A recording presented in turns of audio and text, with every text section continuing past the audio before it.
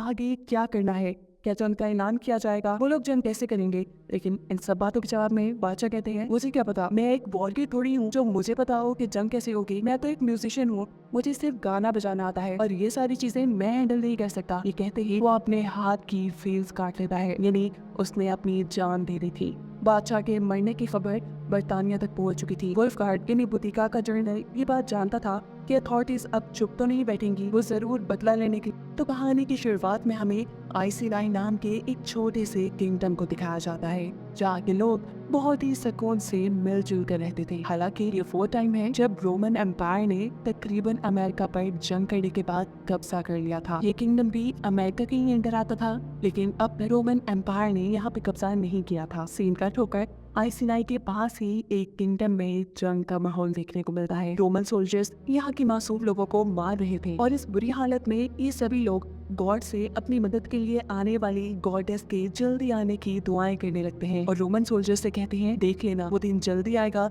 जब एक मलका आकर हमें तुम्हारे जुल्म से बचाएगी। ये बात काफी अजीब थी। रोमन सोल्जर्स का जनरल फौरन ये बात जाकर अपने किंग को बताता है, जो भी सारी कहानी सुनकर गुस्से में आ चुके थे। इसीलिए वो फौरन ही इस एम्पायर की सभी ताकतवर औरतों को जान से मारने का हुक्म दे देते हैं, स्पेशली वो औरतें जो उनका मुकाबला कर सकती थी। उससे ज्यादा शायद उनको अपनी हार का डर हो गया था। खैर दूसरी तरफ आइसीनाई के जर्नल भी उनके किंगडम के लिए बुरी खबर लाए थे, जो ये थी कि रोमन एम्पायर अपना एक नया जर्नल यहाँ भेज रहे हैं। जरूर वो इनके साथ कोई भलाई तो नहीं करेगा, इन्हें अब किसी भी मुश्किल घड़ी के लिए तैयार रहना होगा। इस वक्त किंग की वाइफ बुटिका अपनी बेटियों के साथ बस आ जाने के लिए निकली थी। रास्ते में उनकी नजर दरख्त पे लटकी हुई लाशों पर पड़ती है। बुटिका की बेटियां घबरा जाती हैं, तो बुटिका उनसे कहती है डरो नहीं, जरूर ये वो लोग होंगे जिन्होंने कोई बुरा काम किया होगा। तब बुटिका की बात काटकर बुटिका की मेटर से कहते हैं नहीं नहीं, इनका कसूर सिर्फ इतना है कि ये क्रिश्चियंस हैं, क्योंकि रोमन्स क्रिश्चियंस को पसंद नहीं करते, इसीलिए उन्होंने इन्हें मरवा दिया। खैर ये लोग चलते चलते बाजार आ जाते हैं, जहाँ दूसरे कबीले के आए लोग जैसे ही बुटिका को देखते हैं तो एकदम से वो सभी उसके सामने झुक गए। वो उसे गॉडेस बुटिका कह रहे थे। बुटिका शॉक खड़ी थी, वो समझ नहीं पाई थी कि आखिर ये हो क्या रहा है। ये सब पास खड़ा एक रोमन सोल्जर भी देख लेता है। बुटिका को एक पावरफुल औरत मानकर वो अपने किंग के हुक्म पर जैसे ही उसे मारने के लिए आगे बढ़ता है, उसके साथ जबरदस्ती कहता है। तो वो लड़की जो सबसे पहले बुटिका के सामने झुकी थी, जल्दी से अपनी तलवार निकालकर उस आदमी का हाथ काट देती है। अगले ही सेकंड उसने इस गिरे हुए आदमी का सर भी काट दिया, यानी उसने रोमन सोल्जर को मार दिया और ये उससे बहुत बड़ा गुनाह हो गया। ये लोग जानते थे कि अब यहाँ रोमन फौज आ जाएगी इस चीज का बदला लेने के लिए, इसलिए ये सब तो यहाँ से भाग जाते हैं। लेकिन अब रोमन सोल्जर्स पर जाते हैं क्वीन के पीछे, यानी बुटिका के पीछे। किंग बुटिका की जान बचाने के लिए रोमन सोल्जर्स के साथ सुलह करने की बात कहते हैं। ये सोल्जर्स भी बुटिका की जान को बख्शने के लिए मान गए थे, लेकिन एक शर्त पे, जो कि ये थी कि बुटिका को सजा जरूर मिलेगी। और वो सजा ये थी कि बुटिका पूरे 1 साल तक महल से बाहर नहीं जा सकती। इन सब के यहाँ से चले जाने के बाद बुटिका अपने हस्बैंड से यानी किंग से बात कहती है, उन्हें बाजार में होने वाली सारी स्टोरी सुनाती है और पूछती है मुझे एक बात समझ नहीं आई, उन्होंने मुझे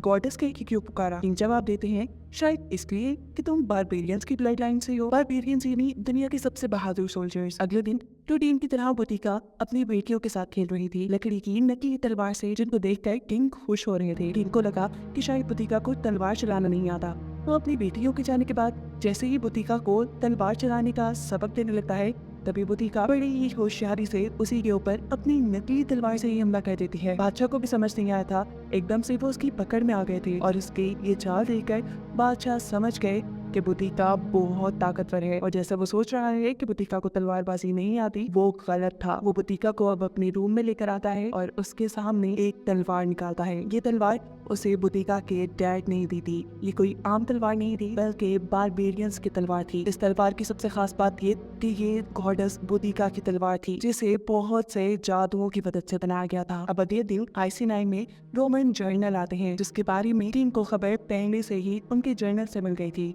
यहाँ के सभी लोग दुश्मन होने के बावजूद रोमन जर्नल को इतनी इज्जत देते हैं जैसे वो कोई बहुत खास मेहमान हो, लेकिन वो जर्नल तो इन्हें कीड़े मकोड़ों से भी कम समझ रहा था। फिलहाल के लिए तो वो यहाँ से चला जाता है, लेकिन किंग जान चुके थे कि उसके इरादे अच्छे नहीं, इसीलिए वो अपने जनरल के साथ मिलकर रोमन सोल्जर के उनके किंगडम पर हमला करने से पहले ही रोमन्स की यहाँ आई प्लेटून पर हमला करने का फैसला करता है, ताकि वो अपने किंगडम को बचा सके। रातों रात ही अपनी फौज तैयार करते हैं और जंग पे निकल जाते हैं। ये जंग बहुत ही भारी थी, रोमन सोल्जर स्ट्रेंथ थे और इन लोगों के पास तो ज्यादा हथियार भी नहीं थे, लेकिन ये लोग हिम्मत नहीं हारते और ऐसे जंग जीत जाते हैं। ये लोग जंग जीत तो गए, लेकिन उन्होंने जंग जीतने की बहुत बड़ी कीमत अदा की। किंगडम वापस आकर जनरल बुदिका को बुरी खबर ये देते हैं कि किंग अब इस दुनिया में नहीं रहे। ये खबर बुदिका को बुरी तरह तोड़ चुकी थी। इतना बड़ा सदमा, अब इस किंगडम को संभालने वाला भी कोई नहीं रहा था। इसीलिए बुदिका अपने आप को मजबूत बनाती है और अपने किंगडम की सभी जिम्मेदारियां संभाल लेती है। उसके किंगडम पर हुकूमत करने की खबर जैसे ही रोमन लोगों को पता चलती है तो जनरल अगले ही दिन उसके पास पहुंच जाते हैं। इन्हें बताया जाता है कि रोमन्स की सरबराही में कोई भी औरत हुकूमत नहीं कर सकती किसी भी किंगडम पर, और बुदिका ने ये काम करके बहुत बड़ा जुर्म कर दिया था, जिसकी सजा के बदले अब उसकी सारी सल्तनत रोमन्स की हो चुकी थी। सिर्फ यही नहीं, बुदिका को इससे भी सख्त सजा दी जाती है। उसके किंगडम के, उसकी सल्तनत के सभी लोगों के सामने उसके शाही कपड़े उतारकर रोमन सोल्जर उसे दरख्त से लटकाकर कोड़े मारना शुरू कर देते हैं। और यहाँ खड़ा हुआ कोई भी अपनी मलका के लिए, अपनी बुदिका के लिए कुछ नहीं कर पाता। बुदिका बुरी तरह जख्मी होकर बेहोश हो चुकी थी, रात भी हो चुकी थी, और हम देखते हैं कि आइसिनाई के अंदर बैठे हुए रोमन्स पर अचानक कोई हमला कर देता है। ये वही लोग थे जो बुदिका को गॉडेस मानते थे। वो यहाँ सभी रोमन सोल्जर से लड़कर बुदिका को बचाकर यहाँ से ले जाते हैं। अपने किंगडम में ले जाकर बुदिका का इलाज किया जाता है। होश में आते ही बुदिका सबसे पहले अपनी बेटियों के बारे में पूछती है और उसे बुरी खबर ये दी जाती है कि उसकी बेटियां कोड़ों की जद में मारी गई। और इस इतने बड़े सदमे में बुदिका दोबारा अपने होश खो देती है। काफी दिन यूं ही गुजर जाते हैं और फिर एक दिन बुदिका सेहतयाब होकर उस टेंट से बाहर निकलती है, जहाँ वो दिखती है कि बच्चे नकली तलवारों से लड़ना सीख रहे थे। इन बच्चों में 2 लड़कियां भी थी जो उन्हें बिल्कुल अपनी बेटी की तरह लग रही थी। यही लड़कियां बुदिका को बताती हैं कि उनके किंगडम के लोग उसे गॉडेस यानी देवी मानते हैं। इन लोगों का मानना है कि आप हमें रोमन से बचा लेंगी। बुदिका, जिसके अपने प्यारों को रोमन्स ने मार दिया था, जिसकी सल्तनत रोमन्स ने ले ली थी, वो खुद भी रोमन्स से बदला लेने के लिए तैयार हो जाती है और खुद ही से प्रैक्टिस करना शुरू कर देती है। कहीं ना कहीं उसे भी लगता था कि वो रोमन्स से लड़ जाएगी। उसे ट्रेनिंग करता देखकर यहाँ के लोग उसे उसकी वही तलवार देते हैं जो कुछ टाइम पहले ही किंग ने उसे दी थी। बुदिका इस तलवार को देख ही रही थी कि यहाँ पर एक दूसरे किंगडम का जर्नल आता है जिसका नाम है वुल्फगार्ड। वुल्फगार्ड के भी किंगडम पर रोमन्स ने हमला कर दिया था। वो भी रोमन्स से जंग करना चाहता था, इसीलिए ये सब किंगडम वाले आपस में मिल रहे थे ताकि एक बड़ी फौज बनाकर आराम से रोमन्स को हरा सके। ये आदमी जब बुदिका को अपने लीडर के रूप में देखता है तो उसकी बेइज्जती करना शुरू कर देता है और बाकी लोगों से कहता है, मैं एक लड़की के पीछे नहीं लड़ूंगा, वो भी ऐसी लड़की जिसे खुद लड़ना ना आता हो। वो यहाँ बुदिका के हाथ से उसकी तलवार लेकर उसका मजाक उड़ाता है और पीछे उसे नदी में फेंक देता है। अपनी तलवार को नदी में गिरता देखते ही बुदिका जल्दी से पानी के अंदर जंप कर देती है। उसे तैरना नहीं आता था। काफी देर तक वो पानी से बाहर भी नहीं आए। यहाँ के लोगों को लगने लगा कि वो मर गई होगी, लेकिन तभी अचानक बुदिका अपनी तलवार लिए यहाँ वापस आ जाती है और उसकी हिम्मत और बहादुरी को देखते हुए वुल्फगार्ड, जो पहले उसकी बेइज्जती कर रहा था, वो भी उससे इम्प्रेस हो जाता है और उसके साथ काम करने को भी मान जाता है। सभी लोग अब उसके एहतराम में उसके सामने झुक जाते हैं। रात होती है और हम देखते हैं कि सभी लोग मिलकर बुदिका के साथ एक रस्म कर रहे हैं, जिस रस्म में बुदिका को इन सब ने अपनी गॉडेस मान लिया था। और बुदिका यहाँ इन सब लोगों के सामने एक कसम खाती है कि वो अपनी जमीन को, अपनी सल्तनत को रोमन्स से वापस लेने की। बुदिका को खबर मिलती है कि अगले 2 दिन में उनकी इस किंगडम से रोमन्स की बहुत बड़ी प्लाटून निकलेगी, यानी उनके फौजियों का ग्रुप। बुदिका उन फौजियों पर हमला करने का फैसला करती है, लेकिन वुल्फगार्ड बुदिका का साथ देने से इनकार कर देता है क्योंकि वो जानता था कि वो सोल्जर्स बहुत बड़ी तादाद में होंगे, उनके हारने के चांसेस ज्यादा हैं। वो बुदिका से कहता है कि मैं अपने सोल्जर्स की जान खतरे में नहीं डाल सकता। ये सुनते ही बुदिका अकेले ही उनके ऊपर हमला करने का फैसला करती है। अब बुदिका अकेले ही अपने कुछ वफादार लोगों के साथ उन सोल्जर्स से लड़ने के लिए आगे बढ़ गई थी, लेकिन तभी वो देखती है कि वुल्फगार्ड भी अपने सारे सोल्जर लेकर उसकी मदद के लिए आ गया है, जो देख बुदिका को बहुत खुशी हुई थी। फाइनली अब रोमन फौज भी उनके सामने ही थी। ये लोग इस फौज के ऊपर हमला कर देते हैं। हम देखते हैं कि इसी फौज के अंदर बुदिका का पुराना जर्नल भी था। वो बुदिका से बात करने के लिए आगे बढ़ता है, लेकिन बुदिका उसे पहचान नहीं पाती और एक रोमन सोल्जर समझते हुए उसे मार डालती है।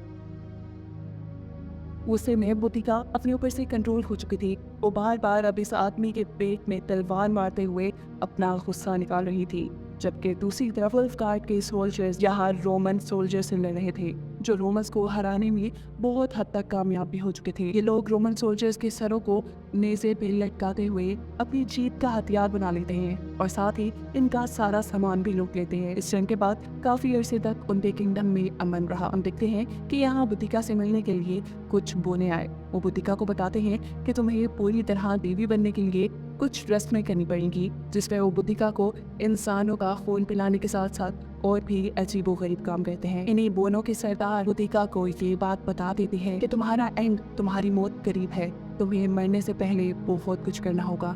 पता चलता है कि बुतिका को अभी तक अपनी बेटियों के वियंस आते थे। इस औरत की बातें बुतिका को उन वियंस से बाहर ले आती हैं और उसे यकीन दिलाती हैं कि उसकी फैमिली मारी जा चुकी है। और इस रियलाइजेशन के बाद बुतिका बहुत ही ज्यादा बीमार पड़ चुकी थी, पर बुतिका को अभी हिम्मत नहीं हारनी थी। वो ऐसे बीमार होकर पड़ी नहीं रह सकती थी। उसकी जिंदगी का एक मकसद था, उसे रोमन्स से लड़ना था। इसीलिए वो अपनी एक बहुत बड़ी फौज तैयार करती है और कमिलियो नाम के एक शहर पर हमला कर देती है, जहाँ के आम मासूम शहरियों को तो रोमन्स ने मार डाला था और अब उस शहर में सिर्फ रोमन सोल्जर्स रहा करते थे। बुतिका के किए गए इस हमले में बहुत से रोमन सोल्जर्स मारे जाते हैं, जिसके बाद बुतिका इस शहर को आग लगा देती है। बुतिका की इस जीत की खुशी में अगले सुबह बुतिका के सभी सोल्जर्स अपने मुंह पे वैसा निशान बनाते हैं जैसा बुतिका के मुंह पे बना था। हालांकि वो ये बात नहीं जानते थे कि उसके मुंह पे बना हुआ निशान गुलामी का निशान है, जिन्हें रोमन्स ने ही बनाया था। बुतिका जब इनसे पूछती है कि तुम जानते हो कि इस निशान का मतलब क्या है, तब सोल्जर्स उससे कहते हैं कि हम इतने पढ़े लिखे तो नहीं, लेकिन हाँ हमें इतना पता है कि ये निशान बनाकर हम आपकी पहचान को अपना बना रही है।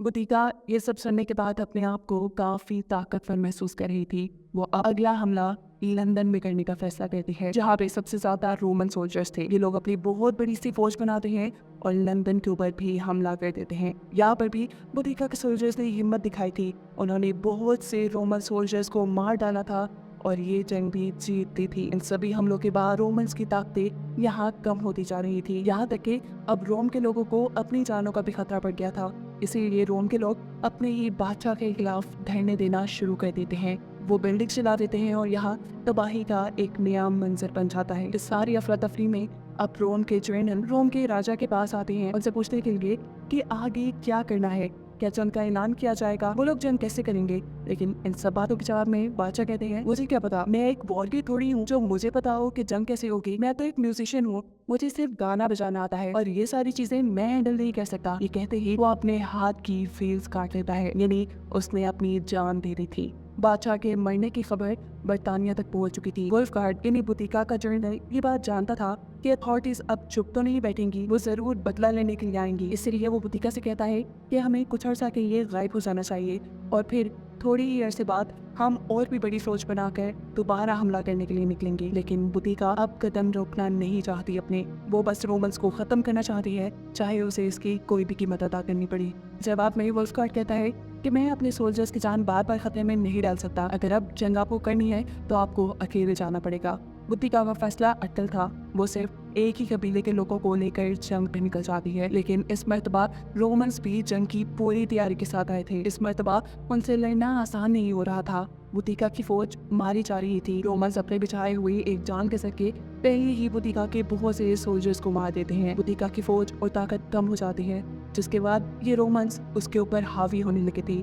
इस टाइम उसके ऊपर भी एक रोमन सोल्जर हमला करता है और वो नीचे गिर जाती है। वो बहुत तकलीफ में थी, लेकिन लाचार होकर वो मरना नहीं चाहती थी। हिम्मत करके वो दोबारा उठती है। उसे लड़ना था तब तक जब तक उसके जिस्म में आखिरी सांस थी। ये लोग हार के बिल्कुल करीब ही थे कि तभी उसे पीछे से वुल्फगार्ड की आवाज आती है, जो यहाँ अपने साथियों को लिए बुतिका की मदद को आ चुका था। यहाँ जंग दोबारा से शुरू हो जाती है, जिसमें अब बुतिका के लोग जंग जीतने की तरफ जा रहे थे। लड़ते लड़ते बुतिका को उसकी बेटियों के बयान आते हैं, जो उसे कह रही थी कि आप जो भी कर लें, एंड पे आपको मरना ही है। उसकी वियंस उसका ध्यान लड़ाई से भटका देते हैं और ऐसे में उसे एक तीर लग जाता है। बुतिका को गिरता देखकर रोमन सोल्जर्स के लिए तो जैसे ये गोल्डन मौका था। वो सारे एक साथ मिलकर जोर जोर से तलवारें बुतिका के जिस्म में स्टैब करते हुए उसे जान से ही मार डालते हैं। बुतिका मर चुकी थी और उसे मरने से पहले सिर्फ अपनी फैमिली के साथ बिताए अच्छे लम्हों के वियंस आए थे। जंग बुतिका जीती या नहीं ये तो नहीं बताया गया, लेकिन कहानी के पोस्ट क्रेडिट सीन में हमें बताया जाता है